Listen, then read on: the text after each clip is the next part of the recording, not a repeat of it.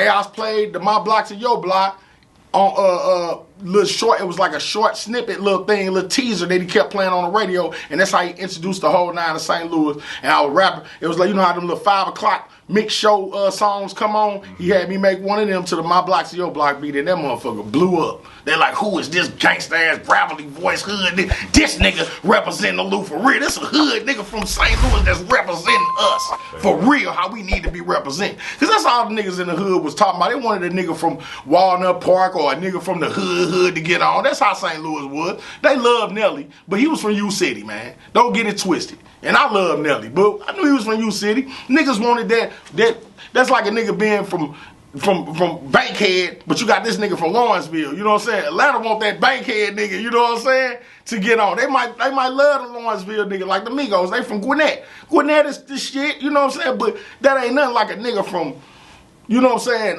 Carver Homes getting on. You see what I'm saying? And that's how it was in St. Louis. Everybody loved Nelly. But people love a nigga from where it go down, and you know what I'm saying? And niggas that get out respect him. And niggas that get out respect the fuck out of me in the streets. You know what I'm saying? So when niggas heard old Kemo V, you know what I'm saying, spitting and doing some, you know, doing this music shit, the real niggas, the quote unquote real niggas rallied around me and they lifted me. You know what I'm saying?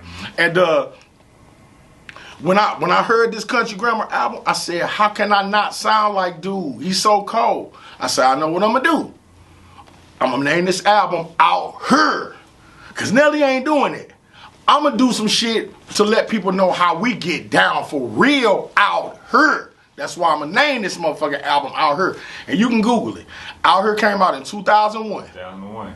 It came out in 2001, right? I had a song called Out Here. Remember, Tina got that ass beat by Ike out here. Nigga, we rocking, we eating Chinaman rice and egg rolls out here. Wearing platinum with ice. Ain't no more gold out here. You know what I'm saying? That was the song, Out Here. Google this shit. This shit is documented. You can Google it right now.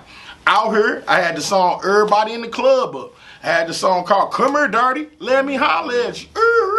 Come Here Dirty, Let Me Holler. That was the song that all the hood niggas love, all the dope crack selling niggas love. I knew that was going to resonate with the streets because that's what we just say to the dope fans when we serve, when the cars come down the block. You know what I'm saying? We like, you know what I'm saying? And everybody try to rush the dope fiend, rush the dope fiend to get them the fattest rock.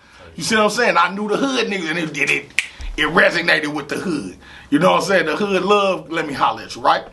So goddamn me, this album drops. It goes dumb. It goes dumb. I'm talking about, bruh, like, it went so stupid. We weren't even expecting it to do that well. I'm talking about the fucking album. My Block, Your Block. Najee, I'm talking about the whole album. I'm talking about everybody was talking. Just it was critically acclaimed. I would say like you put emphasis on, like, it was highlighting the city, like just with the lingo shit. Like even just from the Out Here and from My Block, Your Block, highlighting the hoods and shit in the That's city. right. And the hood niggas and the women loved it equally. It's hard to do that, bro. Yeah, everybody. It's hard to get the respect from the hardest nigga and the most feminine woman.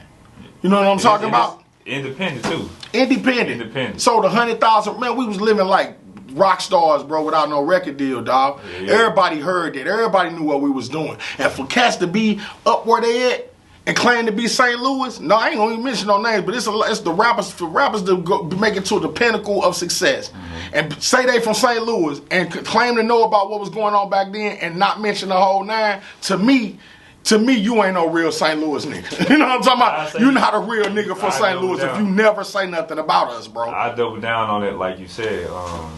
Back then, you heard like Nelly and the whole nine in the beginning, and then I say 2002, Nelly released his second album, the Nellyville. Yeah. And then after that, Chingy came out. That's right. With the public anyway. That's right. And then 2004, J-Kwon come out. That's right. But guess how they were sounding though? They came out with her and their songs. After Country Grammar, think about it. No her and their songs. Then the whole nine dropped. These her and their songs. Then Nellyville come out. It's hot in her. Every time the beat go. Can we leave her? Chiggy come out, like the way you do it right there.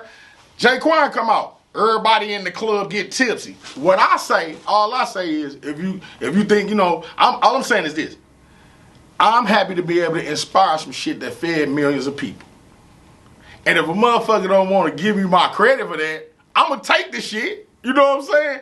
But I know the city know. Everybody, you ask the average person in St. Louis, they know what I'm saying is true. But the people that made it, they'll say, I made that shit up. I ain't know nothing about that shit. Like, nigga, get the fuck out of here. I'm going to ask you this.